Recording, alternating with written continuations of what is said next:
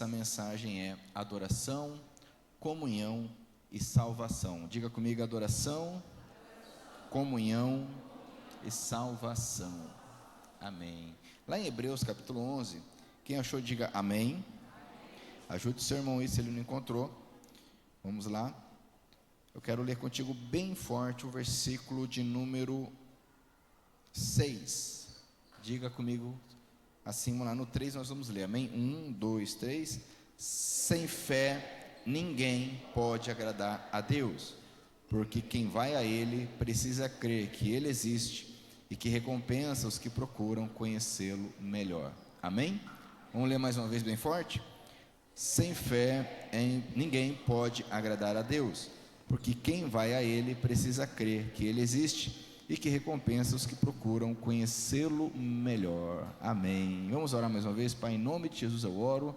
Nós oramos gratos pelo que o Senhor está fazendo em nosso meio e pedimos que agora o Senhor nos conduza em temor, em sabedoria e em graça para compreendermos o Teu propósito, compreendermos o que o Senhor está prestes a derramar sobre nós aqui através da Tua palavra. Eu peço, ó Pai, que nenhum de nós perca o que o Senhor tem para nós nessa noite. Repreendemos toda ação, seja na mente, seja no físico, ó Pai, seja no espírito, que queira roubar a Tua ação, a Tua palavra, em nome de Jesus. Amém?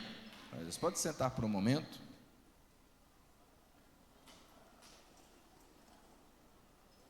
Glória a Deus, estamos na nossa série, na nossa saga, estudando esse livro escrito aos Hebreus, desde o capítulo 1, versículo 1, que nos diz que por muito tempo o Senhor falou através de seus profetas, através dos homens e mulheres de Deus, mas agora, nos últimos dias, Ele nos fala de forma completa e perfeita, de forma filial, paternal, através do Filho, o Senhor Jesus, que é a perfeita, última e acabada revelação do Pai para toda a criação.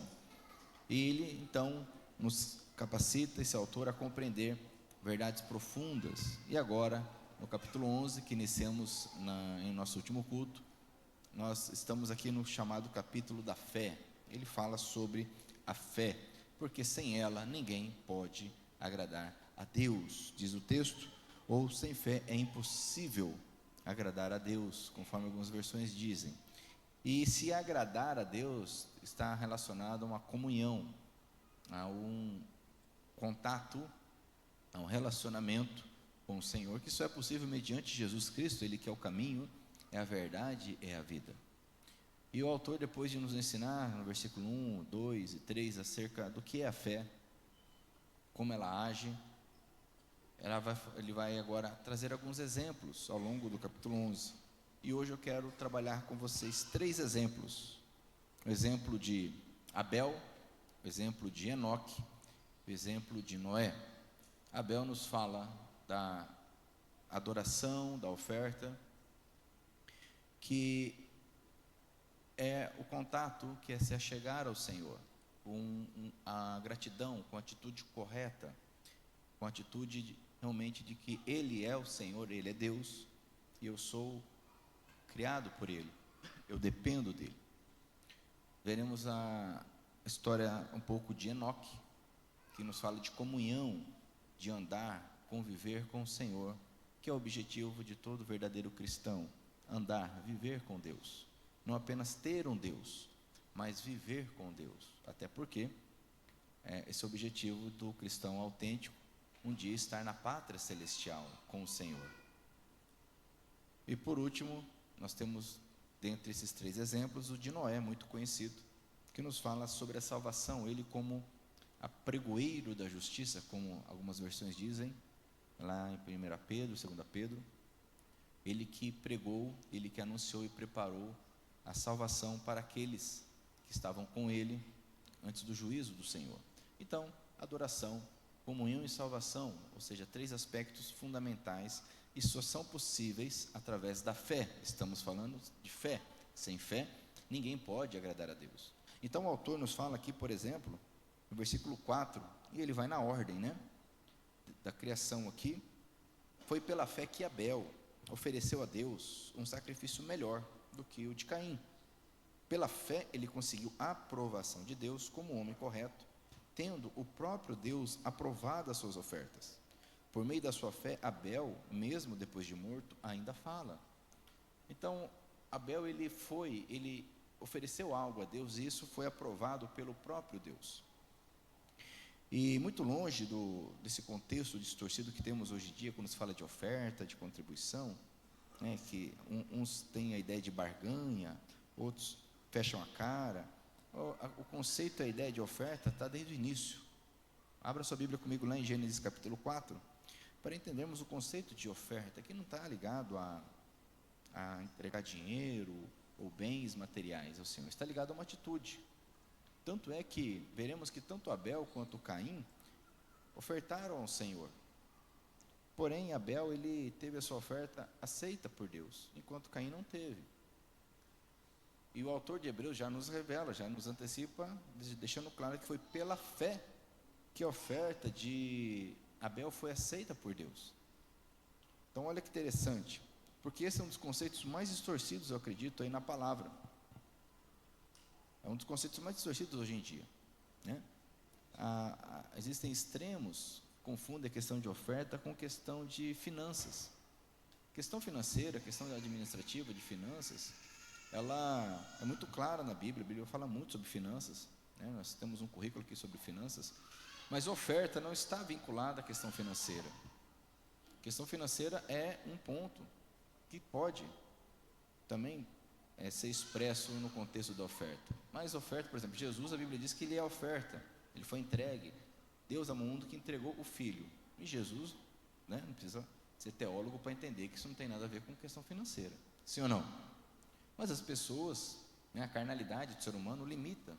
Então tem aqueles que, por entenderem que se trata de uma questão financeira, quando se fala de dinheiro, já fecha o coração, porque é apegado ao dinheiro.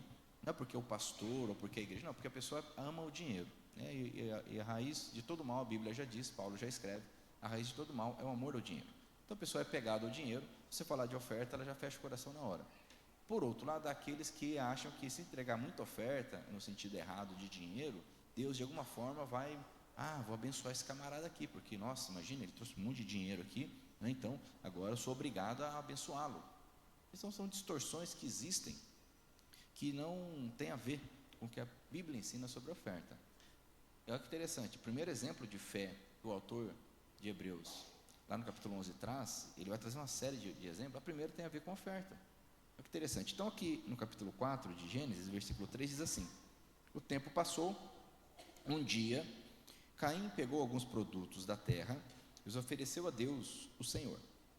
Abel, por sua vez, pegou o primeiro carneirinho nascido no seu rebanho, matou-o e ofereceu as melhores partes ao Senhor. O Senhor ficou contente com Abel e com a sua oferta, mas rejeitou Caim e a sua oferta. Caim ficou furioso e fechou a cara. Então o Senhor disse: olha que interessante isso aqui. Por que você está com raiva? Por que anda carrancudo? Se tivesse feito o que é certo, você estaria sorrindo. Mas você agiu mal, e por isso o pecado está na porta, à sua espera. Ele quer dominá-lo, mas você precisa vencê-lo. O versículo seguinte vai nos dizer, a história que você já sabe, que Caim então ele chama o seu irmão, faz uma arapuca para ele e mata o seu irmão Abel. Mas olha que interessante aqui. Alguns vão dizer, não, mas Deus aceitou a oferta de Abel porque ele ofereceu um animal em sacrifício, conforme diz a lei. Aqui não existia lei sobre oferta. Isso é muito anterior. E mesmo no contexto de oferta, da lei você vai encontrar momentos de oferta, de consagração, de entrega ao Senhor, de coisas que não são animais sacrificados. A questão aqui, conforme Hebreus nos deixa claro, é que a atitude, o coração de Abel foi aceito por Deus.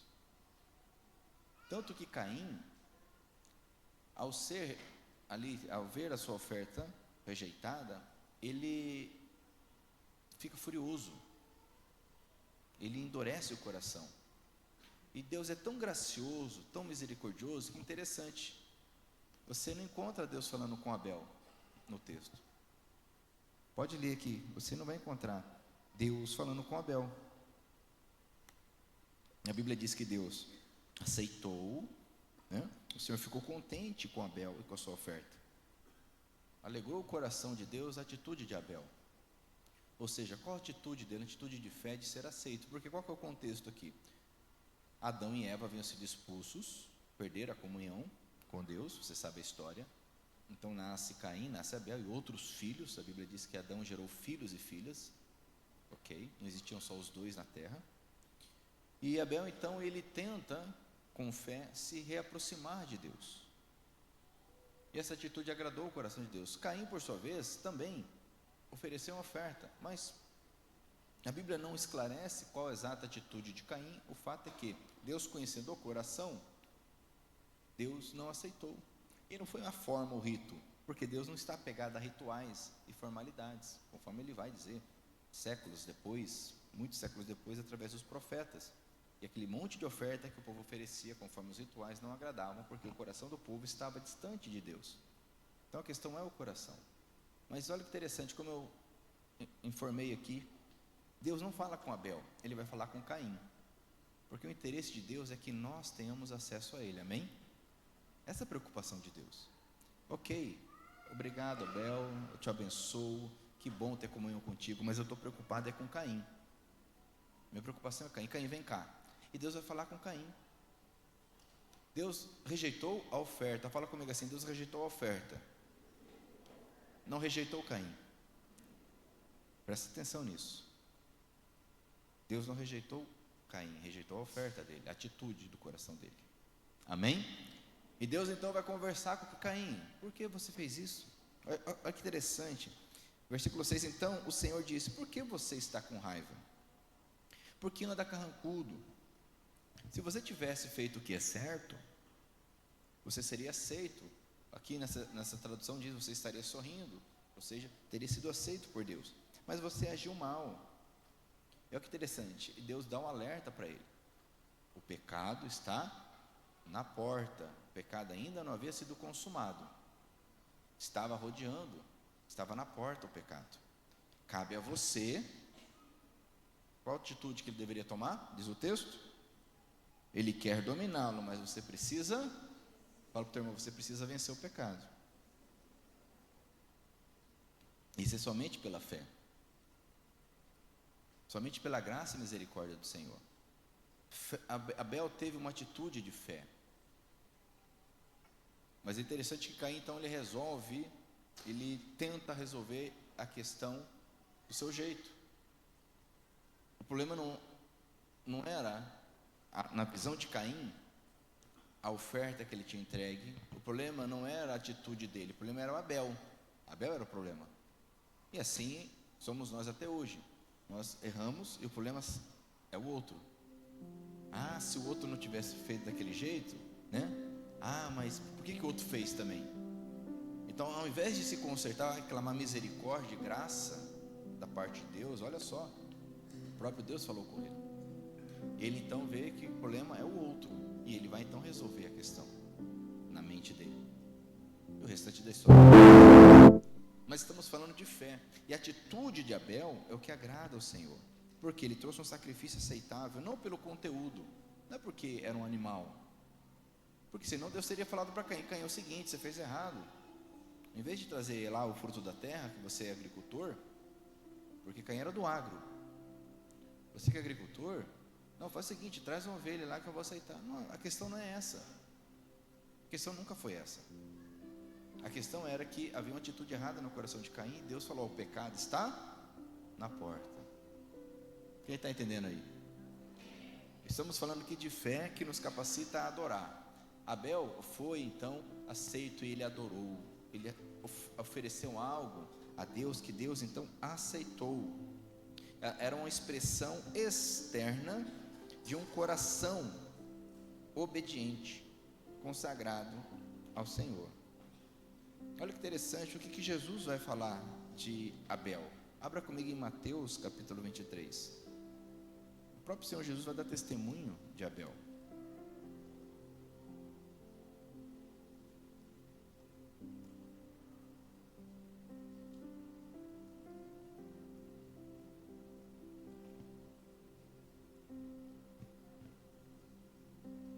Aqui nesse contexto é interessante porque Jesus ele está corrigindo, chamando a atenção dos hipócritas, pessoas que tinham atitudes religiosas, porém com o coração fora do propósito de Deus. Pessoas que ofertavam, devolviam o dízimo, oravam em praça pública, jejuavam, mas o coração estava fora do propósito. Nesse contexto, o Senhor então ele começa no versículo 29, por exemplo, diz assim: ai de vocês, mestres da lei, fariseus hipócritas, pois vocês fazem túmulos bonitos para os profetas. E ele vai repreendendo eles, os repreendendo, né?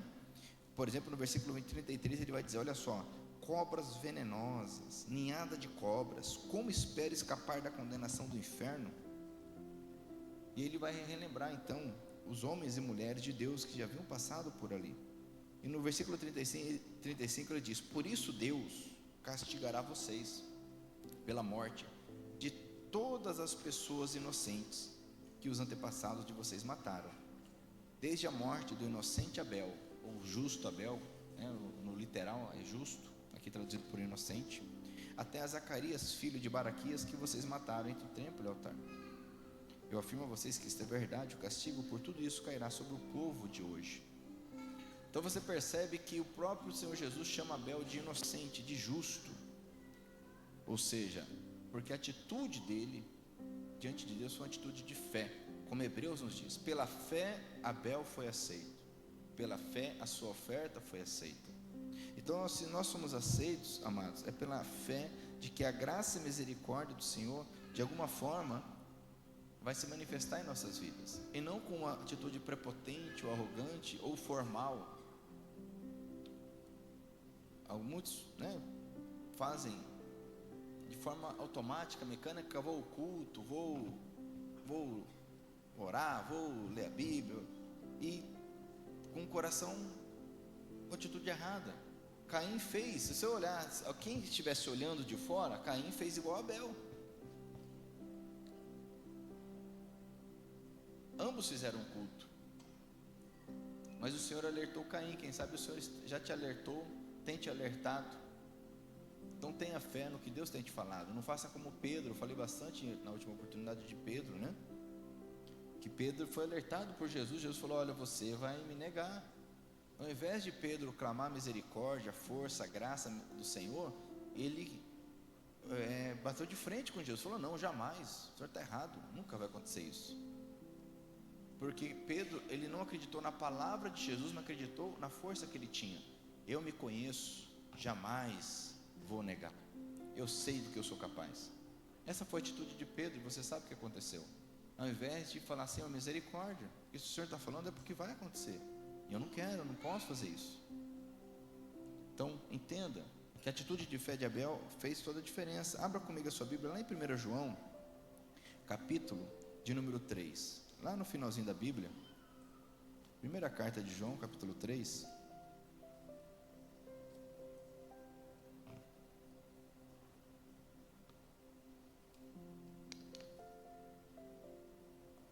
Aqui o autor está fazendo a comparação entre aqueles que amam a Deus e aqueles que amam o mundo.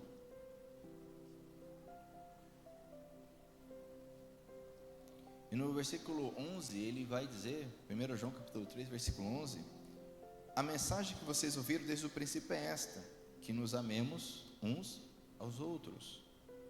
Cantamos agora há pouco essa linda canção, né? Eu sei que foi pago um alto preço, né, para que contigo eu fosse um meu irmão. Ou seja, se existe a possibilidade de sermos um hoje, é mediante Cristo Jesus. E para que isso acontecesse, Jesus morreu na cruz por nós, para nos fazer um com o Pai, um com Ele e uns com os outros. Muitas vezes a gente fica por causa de birrinha, de mimizinho, de briguinha, de infantilidade, bicudo, com o pé atrás, com o irmão, com a irmã. Ai, mas eu não gosto do jeito dele. Ai, mas eu não gosto do jeito dela. Jesus morreu na cruz para sermos um. A gente fica de meninice, de pirracinha. Deus vai nos cobrar essa atitude em relação aos nossos irmãos. Olha o texto aqui que diz, versículo 11: a mensagem que vocês ouviram desde o princípio é esta, que nos amemos uns aos outros. 12, não sejamos como Caim, olha só, que pertencia ao maligno e matou o próprio irmão. E por que o matou? Porque o que Caim fazia era mal, e o que o seu irmão fazia era bom. Ele vai continuar falando, não estranha se as pessoas não gostarem do que você faz, se você faz o que é certo, porque é assim que funciona. Quem é do maligno não aprova, não gosta aqueles que fazem o que é bom. Então cuidado se você está desaprovando quem faz o que é certo, porque isso revela muito quem está por trás. Caim foi alertado pelo próprio Deus. Deus falou, o pecado está na porta, toma a atitude correta. Mas Caim não quis ouvir, e ficou então dominado pelas suas paixões, teu coração mau, e matou o seu irmão. Porque simplesmente pelo fato que o seu irmão foi aceito por Deus. Quando alguém entrega a vida a Jesus, ela é aceita por Deus, ela é salva, ela é perdoada, e se incomoda. As pessoas não se agradam disso, as pessoas ficam incomodadas com a obra que Deus faz, com a obra que Deus está fazendo. Já percebeu isso? Então precisamos tomar cuidado para não sermos desses, como Caim, fica incomodado porque Deus aceita, porque Deus está aceitando as pessoas, porque Deus perdoa, porque Deus deu graça, derramou graça sobre alguém. Não sejamos desses, como Caim. Misericórdia em nossas vidas, amém? Quem está entendendo aqui? Mas voltando para o contexto da adoração, Caim ele teve uma atitude correta de adoração. Abra comigo a sua Bíblia em Provérbios capítulo 15.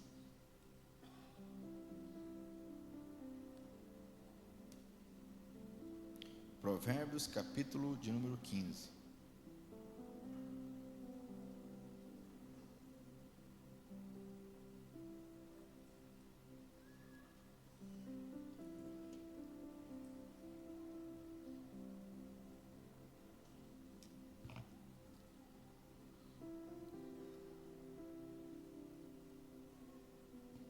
Olha que interessante, o versículo 8.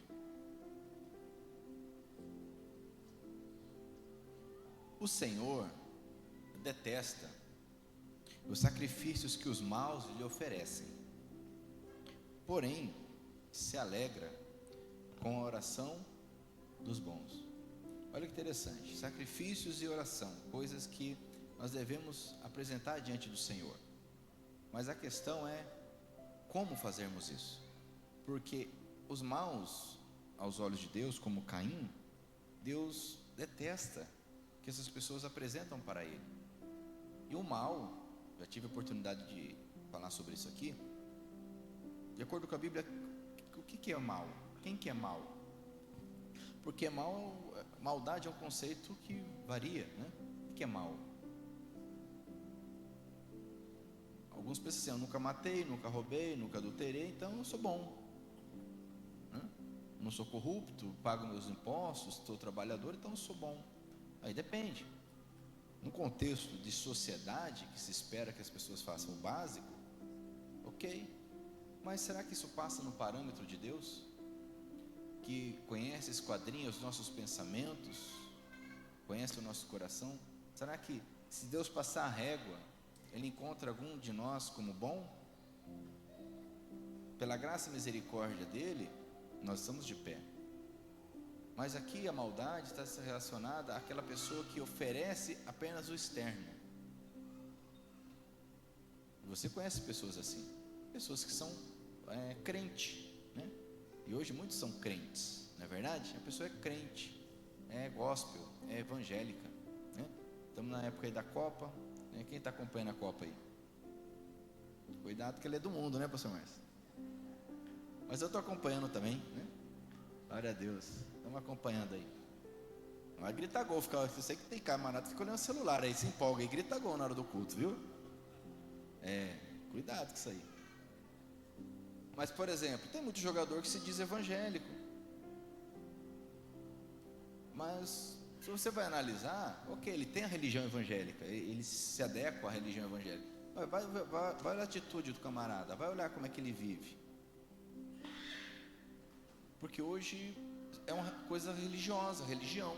Eu frequento determinado tipo de culto, eu tenho determinado tipo de sacerdote ali, é o pastor tal, e me orienta, fala alguma coisa para mim, curto alguma coisa ali da Bíblia, né? Não sigo, mas eu curto, né? E é crente. Essa atitude externa, se não for acompanhada com o coração quebrantado, não tem valor algum diante de Deus. E não adianta vir com aquela máxima: ai, Deus conhece o meu coração. É justamente disso que nós estamos falando, Deus conhece.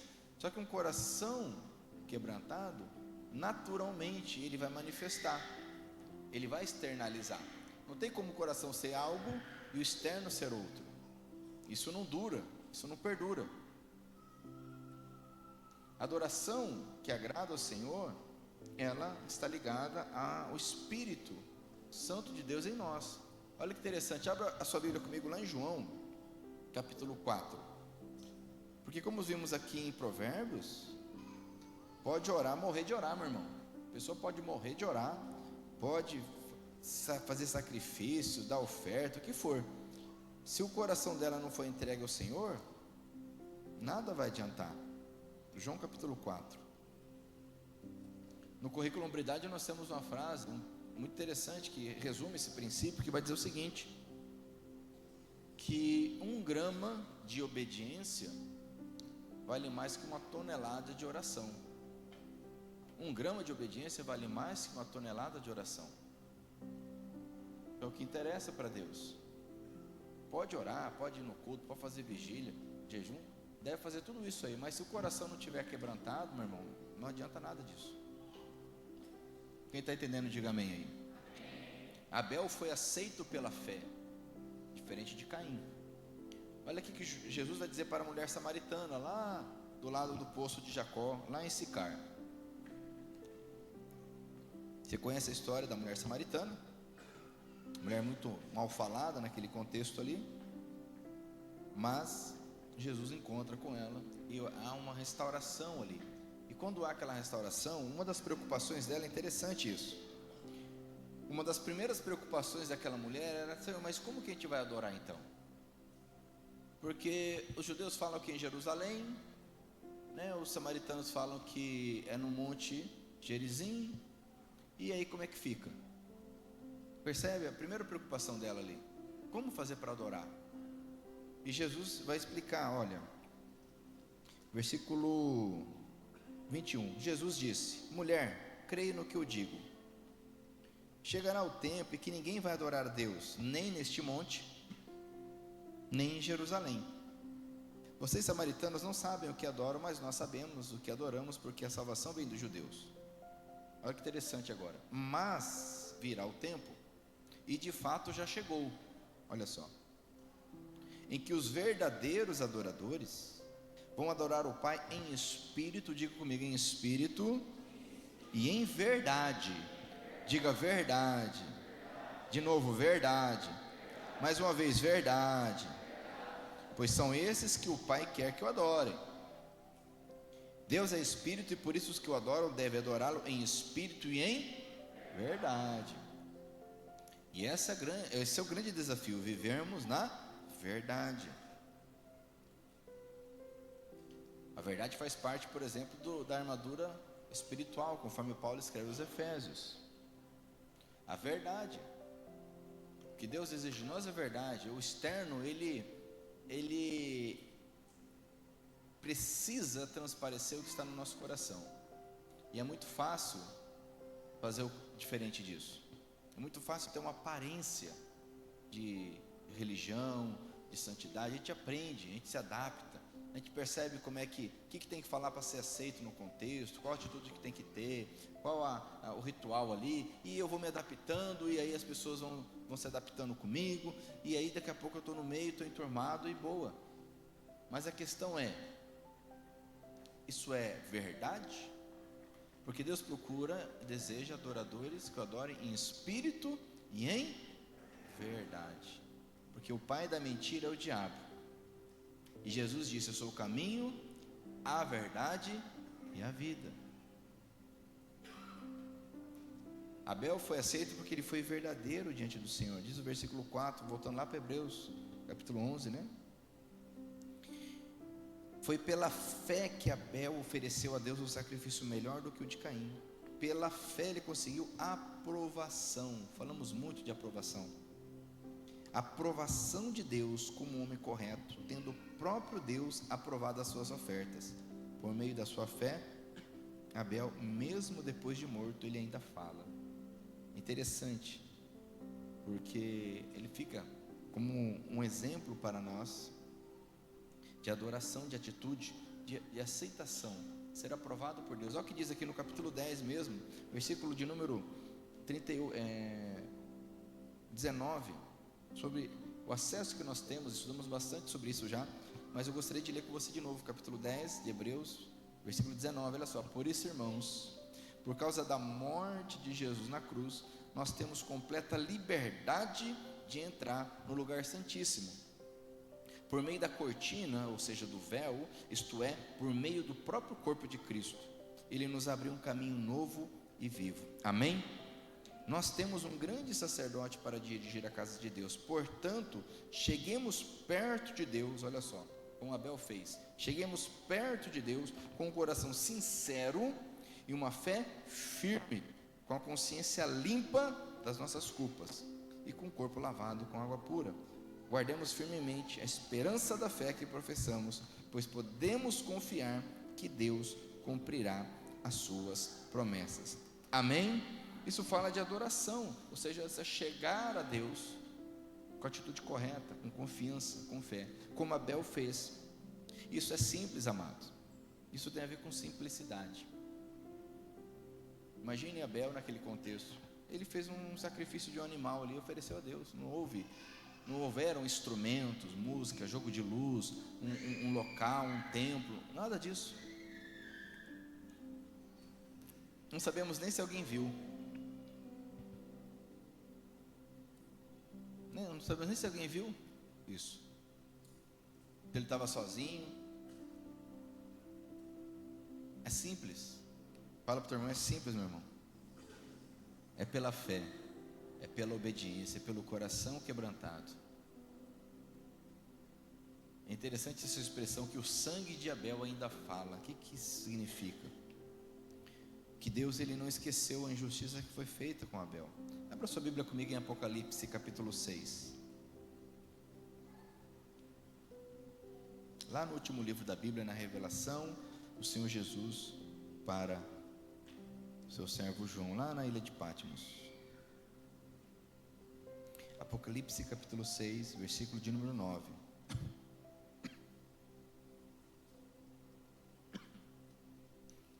Falando aqui, para você entender o contexto, o cordeiro, que é Jesus, então, um anjo entrega para ele o livro selado que fala da história da humanidade, que ninguém, nem no céu, nem na terra, nem acima do céu, nem embaixo da terra, tinha autoridade para pegar esse livro.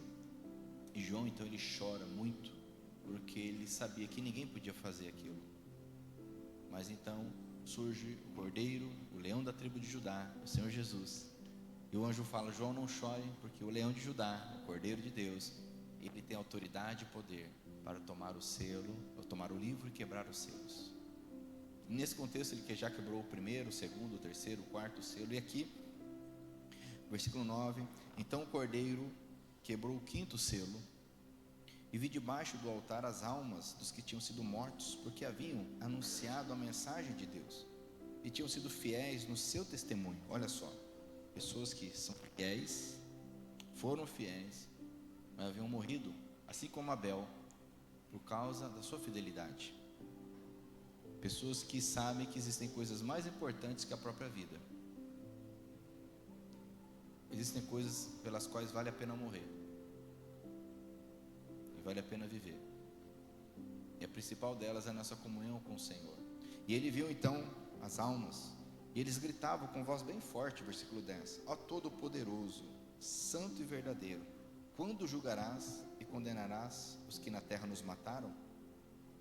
Cada um deles recebeu uma roupa branca, ou seja, aprovação total de Deus, né? E foi dito a eles que descansassem um pouco mais, até que se completasse o número dos seus companheiros no trabalho de Cristo. que eram seus irmãos e que iam ser mortos como eles tinham sido. Ou seja, não era o momento ainda, mas vai chegar o momento. Isso para você entender aquela expressão de Hebreus, que o sangue de Caim ainda fala, o Senhor não esquece. Tanto é que lá em Gênesis, depois que Caim mata Abel, e Deus mais uma vez chama Caim e conversa com Caim e diz: Caim, cadê teu irmão? E Caim então dá uma resposta dura para Deus, né? Sou babado do meu irmão agora para ficar cuidando dele? E Deus fala: olha, da terra eu estou ouvindo o clamor do sangue do teu irmão, porque o sangue do teu irmão foi derramado. E Deus então derrama ali a maldição sobre Caim, por conta da atitude do coração dele. Mas olha que interessante, apesar do sangue de o sangue de Abel está clamando como o sangue de todos os justos que foram mortos até hoje, estão sendo mortos hoje, nesse exato momento, a pessoa sendo morta por causa de Cristo na terra, nesse exato momento, a pessoa sendo morta por causa de Cristo. Apesar de tudo isso, há um sangue que clama também. Abra comigo aqui em Hebreus capítulo 12, versículo 24. Deixa eu ver se é aqui mesmo. Hebreus capítulo 12. Olha que interessante isso aqui.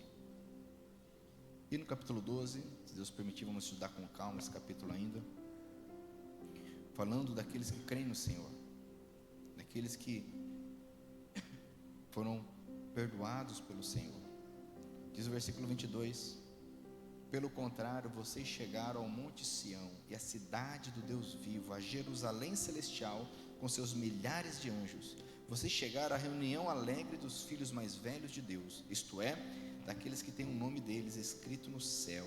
Glória a Deus. Vocês chegaram até Deus, que é o juiz de todos, e chegaram também aos espíritos que são corretos e que foram aperfeiçoados.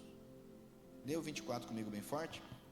Vocês chegaram até Jesus, que fez a nova aliança e que borrifou o sangue que fala de coisas muito melhores do que o sangue de Abel. O sangue de Abel foi derramado, ele clama por justiça, e essa justiça virá. Mas graças a Deus, que o sangue de Jesus foi derramado, e ele não clama por justiça. O sangue de Jesus, ele foi derramado para que haja o quê? Misericórdia.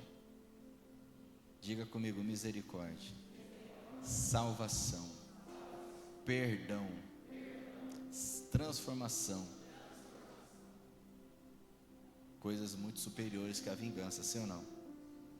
A vingança virá para aqueles que não estiverem debaixo do sangue derramado por Jesus. Mas nós, se formos, como está aqui em Hebreus capítulo 12, que chegamos a Jesus, estamos debaixo do sangue, porque Jesus foi muito claro lá em Mateus, que o sangue que os seus antepassados derramaram, e Caim é nosso antepassado aí, né? Vou pegar aí, né? O sangue derramado inocente. Mas adoração só é possível com fé. Então chegue diante do Senhor, meu irmão, e apresente a Ele a sua vida, apresente a Ele o seu tempo, apresente a Ele os bens que você tem, com a atitude correta. Porque se você fizer com a atitude correta, primeiro você vai entender que a vida não é sua, que o tempo não é seu e que os bens não são seus. Aí você vai entender que a Bíblia diz que tudo que existe nos céus e na terra pertence ao Senhor. Jesus falou: você não tem poder para aumentar 1 centímetro na tua vida, nem 1 minuto na tua vida. Então calma, fica tranquilo. Lá em Mateus capítulo 6 ele fala das preocupações e ansiedades da vida. Calma,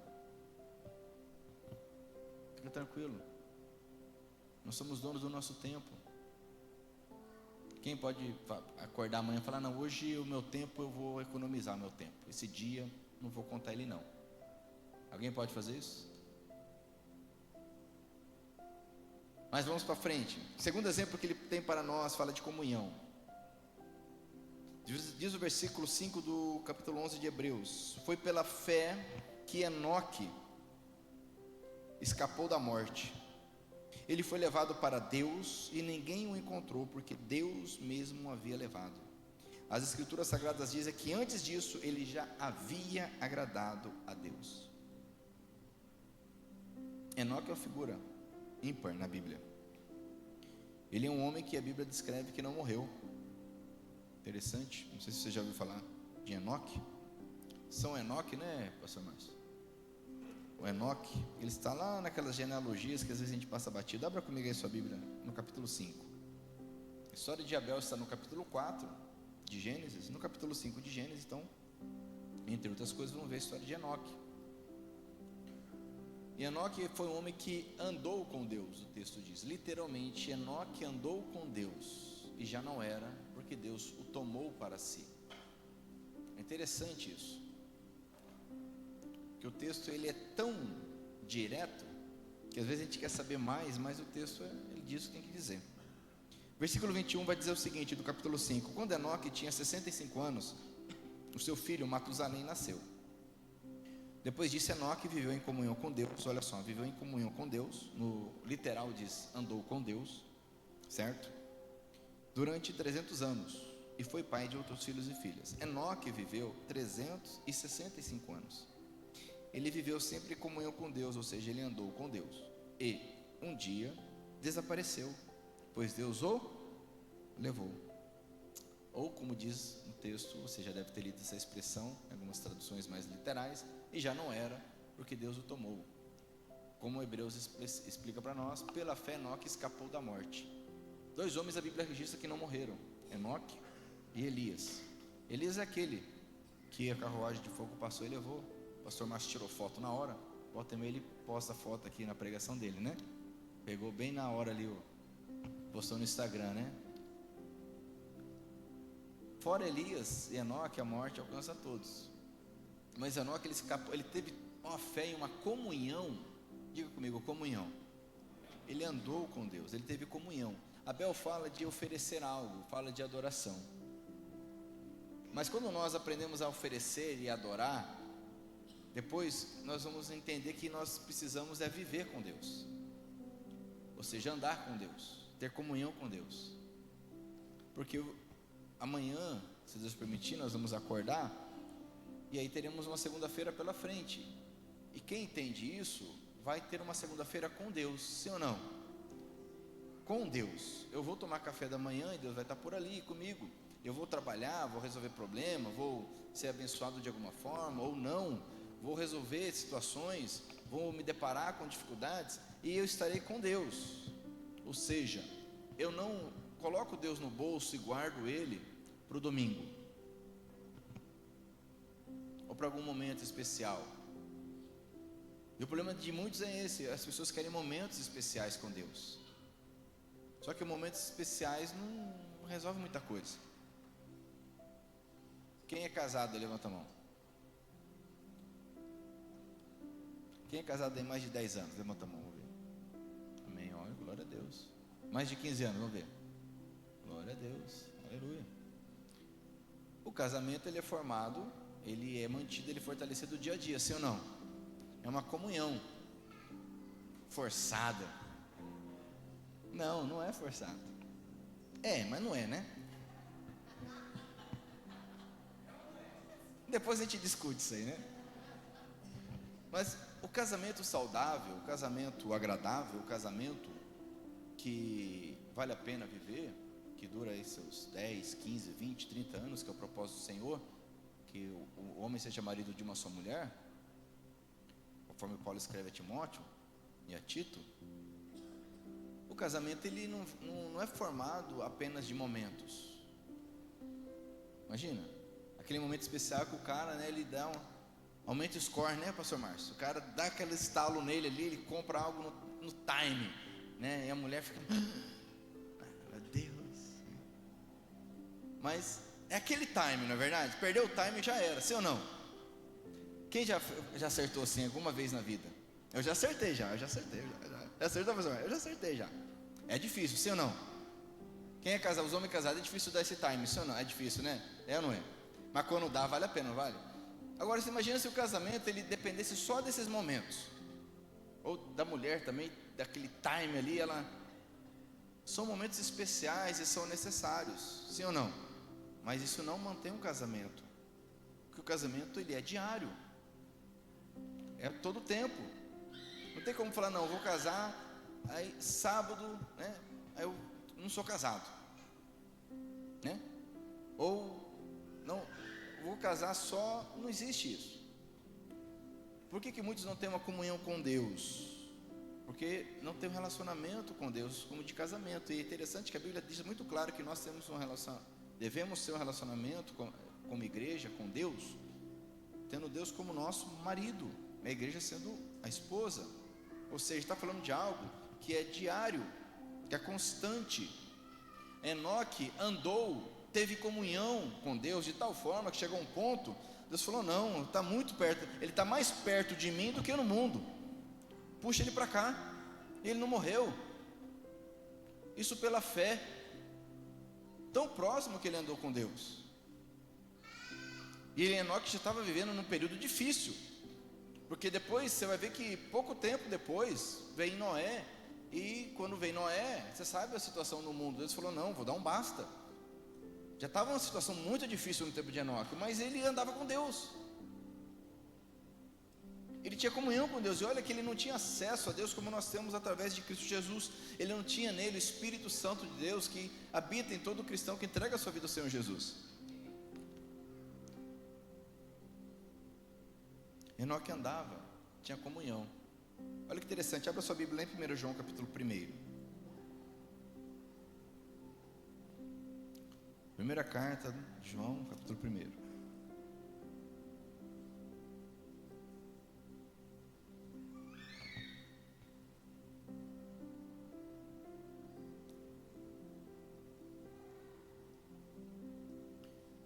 Esse texto é muito conhecido, a primeira carta de João, capítulo 1, vai falar de comunhão, de estar unido com Deus. E no versículo 5 diz: a mensagem que Cristo nos deu e que anunciamos a vocês é esta, 2 pontos.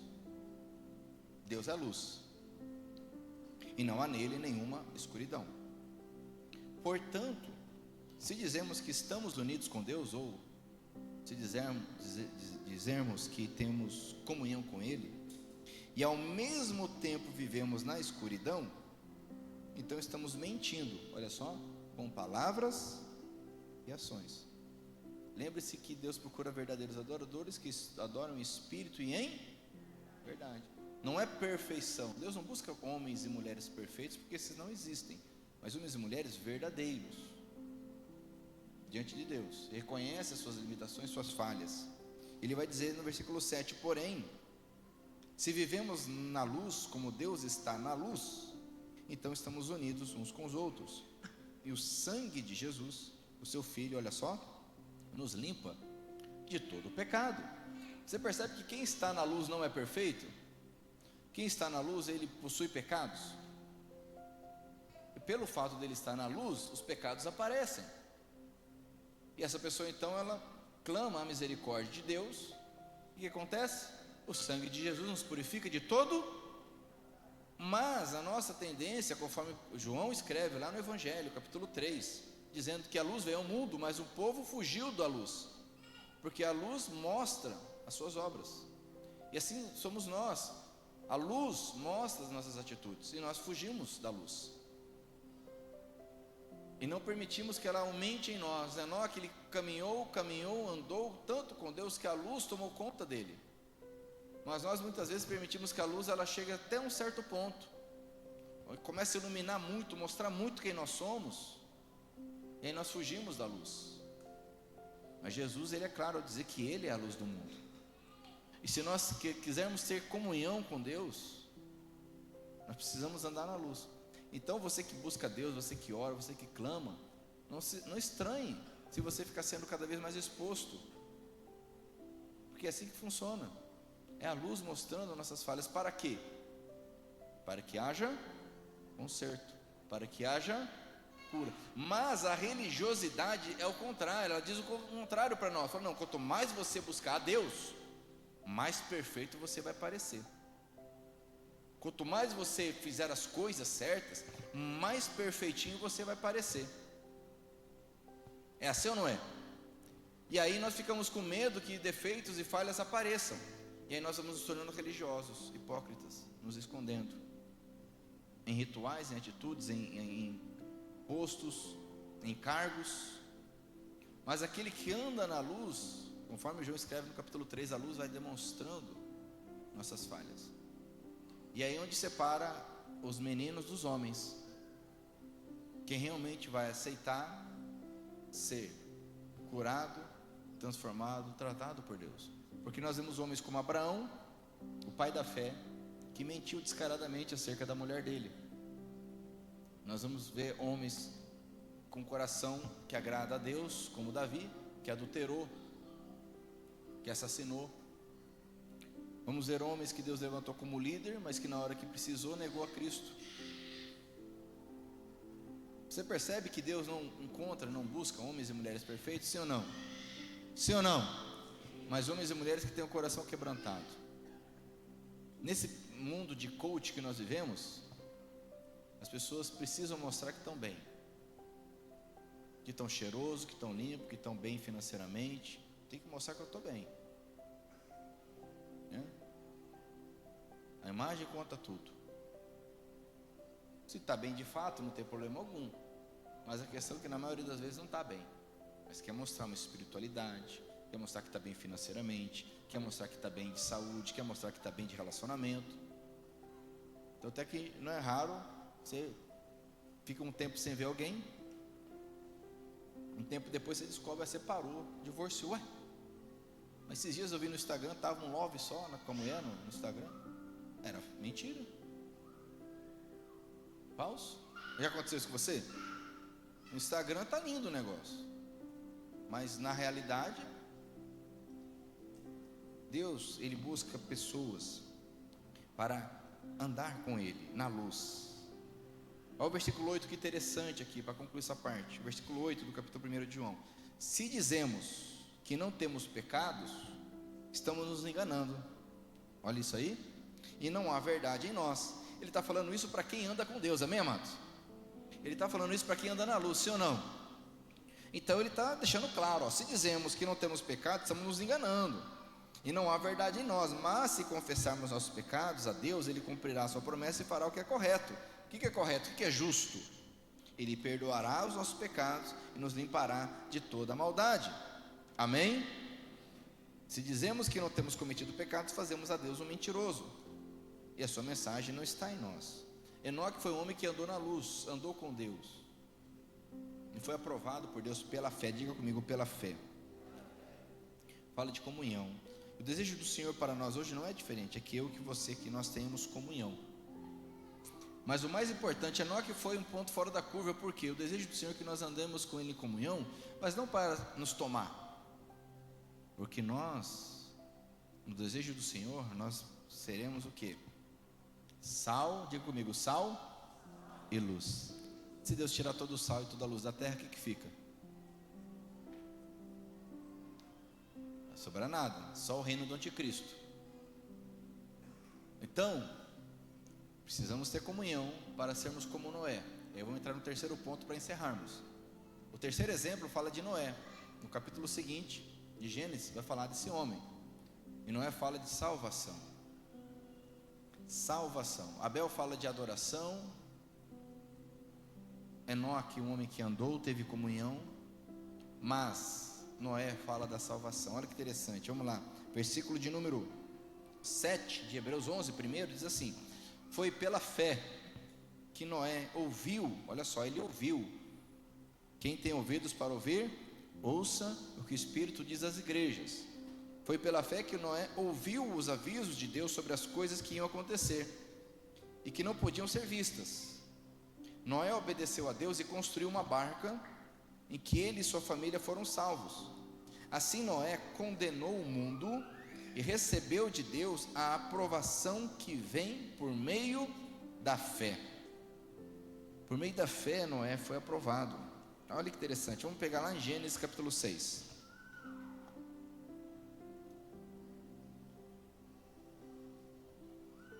Interessante que muitas vezes as pessoas pegam o capítulo 6 do Gênesis só para dar aulinha para um mistério infantil, né? As historinhas, né? Adão e Eva, a serpente falante, né? E não entende que aqui é a base de tudo, amados. O Gênesis é a base de tudo. Se você não entendeu o Gênesis, E Jesus pregou muito sobre Gênesis. Jesus pregou sobre Adão, Abel, sobre Noé. Quando questionaram sobre divórcio, ele falou: está escrito lá no Gênesis. Jesus pregava o Gênesis. Não vai pensando que Gênesis é um livro de historinha para criança. Fala da arca de Noé, já imagina um monte de bichinho, né? Aquele velho barbudão, né? Não foi nada daquilo lá não, meu irmão. O negócio é muito mais sério. O capítulo 6 do Gênesis vai dizer para nós sobre essa questão da salvação. Deus, ele chega num ponto, a maldade humana chega num ponto que Deus, ele fica triste, versículo 6, triste por haver feito os seres humanos. O Senhor ficou tão triste, com o coração tão pesado, que disse: vou fazer desaparecer da terra essa gente que criei, e também todos os animais, os seres que se arrastam pelo chão, as aves, pois estou muito triste porque os criei. Mas olha só o versículo 8: mas o Senhor Deus aprovava, ou Deus achou graça em Noé. Deus aprovava o que Noé fazia. Deus encontrou graça em Noé. Esse é o homem que foi instrumento de salvação. Olha que interessante. Versículo 9 e 10 diz assim: essa é a história de Noé. Ele foi pai de 3 filhos, Sem, Cã e Jafé. Não era um homem direito e sempre obedecia a Deus, ou justo e temente a Deus. Entre os homens do seu tempo, olha só, entre os homens do seu tempo, Noé vivia em comunhão com Deus. Para Deus, todas as pessoas, outras pessoas eram más, e havia violência por toda parte. Então Noé, ele encontra graça aos olhos de Deus, porque ele andava em comunhão com Deus. Ele aprendeu a história de Enoque. Só que Noé, Deus não retirou Noé. Deus, ele salvou a humanidade através de Noé. E o que Deus deseja fazer com a igreja do Senhor, através da igreja do Senhor, é que a igreja seja essa luz. Que interessante, porque Noé tinha 3 filhos. Esses 3 filhos entraram com as respectivas esposas, e a esposa de Noé entraram na arca. Mas só Noé agradava os olhos do Senhor, a ponto de ser essa referência. Mas Noé, a atitude de Noé salvou a família dele. A atitude de Noé, o posicionamento de Noé salvou a família dele. O desejo do Senhor é que nós sejamos instrumento para abençoar as famílias da terra. Conforme ele disse para Abraão: através de você, através da sua descendência, as famílias da terra serão abençoadas. Por isso que Satanás abomina a família. Satanás não gosta de família, não gosta de casamento, não gosta de filho, não gosta. Tem raiva. Por isso que Satanás fala que isso é hipocrisia, isso é falso. O homem não nasceu para ser monogâmico. O homem tem que ter muitas mulheres, a mulher muitos homens. O diabo odeia família, odeia filho. Filho é problema, filho é caro, filho leva tempo, filho atrapalha, filho não deixa viver os sonhos, filho é peso. Por isso que o diabo odeia, porque Deus, ele criou a família. Ele salvou uma família na barca. Ele veio ao mundo em uma família. E ele disse para Abraão: através da sua descendência abençoarei as famílias da terra. Por isso que Satanás luta com unhas e dentes contra a família. Só que aí ele está lascado. É uma luta em glória, porque Deus criou a família. Por mais que ele lute, infelizmente muitos dão ouvidos a isso e não querem ter família. Não querem ser um homem de família, uma mulher de família. Não querem. Mas isso não vai mudar a realidade que na família Deus derrama a bênção. Amém? Quem está entendendo? E Noé, então, a Bíblia vai dizer que durante 100 anos aproximadamente, 100 anos, diga comigo, 100 anos, ele construiu uma barca. E não era um navio não, amados. Se você pegar as especificações do que Noé fez, que Deus deu a ordem certinho para Noé fazer, você vai perceber que era um caixote. A barca, a arca, era um caixote. Não tinha leme, não tinha direção. Era apenas para não afundar. Depois você pega, analisa isso aí, pesquisa na internet, como era a arca de Noé, conforme a Bíblia descreve. Era um retângulo, né, um paralelepípedo de madeira gigante, com os compartimentos. Os animais, né, ficavam ali os 2 dois compartimentos ficavam abaixo da água, ou seja, ficava escuro e frio. Alguns vão dizer que é para os animais hibernarem. Uma parte ficava em cima e tinha as entradas de ar e só. Noé não pilotava a arca. Pode procurar lá. Ele dependia de Deus. Quando subiu, e a Bíblia diz o seguinte, que Deus fechou a tampa da arca. Sabia disso? A Bíblia diz que quem fechou a tampa da arca foi Deus. Porque não é como um homem justo ao ver aquelas mulheres, aquelas crianças, aqueles homens lá querendo entrar, com certeza ele abriria. E aí, meu irmão, quando você abre, cuidado. Porque parece tão bonitinho, tão inocentezinho, 100 anos pregando. E agora? E Deus fechou a tampa da arca, não foi Noé? Mas através desse homem que agiu, fez coisas práticas e incompreensíveis. Ele construiu uma embarcação bem longe do mar, por ordem do Senhor. Mas ele é uma prefiguração muito interessante. Primeiro que Noé, ele é um exemplo, ou melhor, ele é a primeira descrição na Bíblia de dois pilares do Evangelho: justiça e graça. Como eu já li aqui no versículo de número 8, diz o texto: mas o Senhor Deus aprovava o que Noé fazia. Na verdade o texto diz assim: Deus encontrou graça em Noé. Ren em hebraico, ou Haris em grego, Deus achou graça em Noé. O Evangelho é graça, o Evangelho é pela graça, a salvação é pela graça. E vai dizer também que Noé foi um homem justo. O versículo 9 diz assim, que Noé era um homem direito, ou seja, justo e temente a Deus. Fala da justiça. E nós somos justificados por meio de Cristo Jesus. Graça e justiça são as duas faces do Evangelho. E, de forma prática, Noé obedecia. Diga comigo, obedecia. Leia comigo o versículo 22 do capítulo 6 de Gênesis. Olha o que diz aqui: e Noé fez tudo. Vamos lá, capítulo 6 de Gênesis, versículo 22, diz assim: e Noé fez tudo conforme Deus havia mandado. Obediência. A salvação, ela gera em nós. Ninguém é salvo por ser obediente. Nós somos salvos pela graça. Mas a pessoa que é alcançada pela graça do Senhor, ela manifesta obediência, conforme Deus orienta na sua palavra. Não é à toa que Jesus vai usar o exemplo de Noé, lá em Mateus capítulo 24, dizendo que os últimos dias seriam como nos dias de Noé.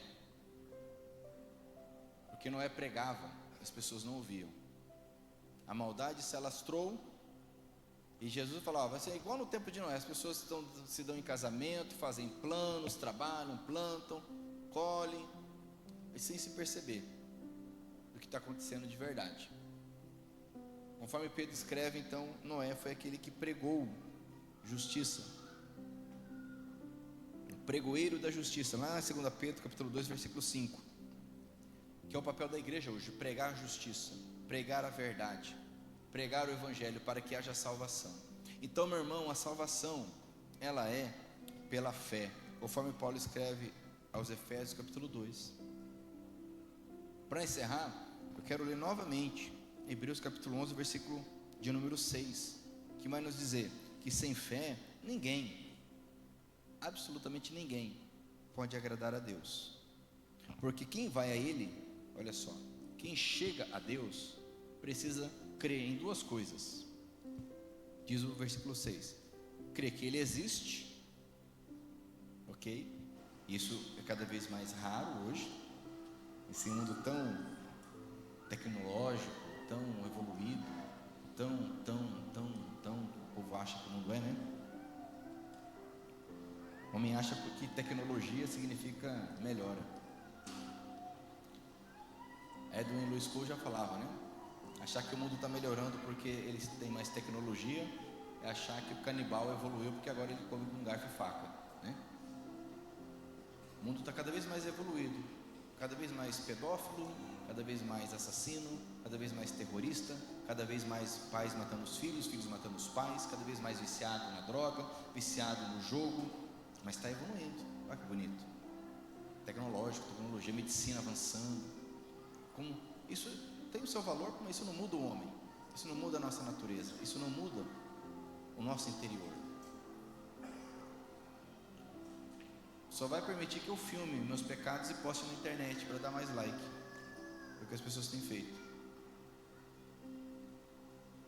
Só vai me dar mais condições de viajar pelo mundo e fazer loucuras.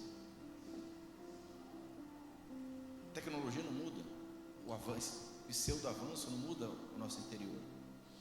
Continuamos com a mesma natureza.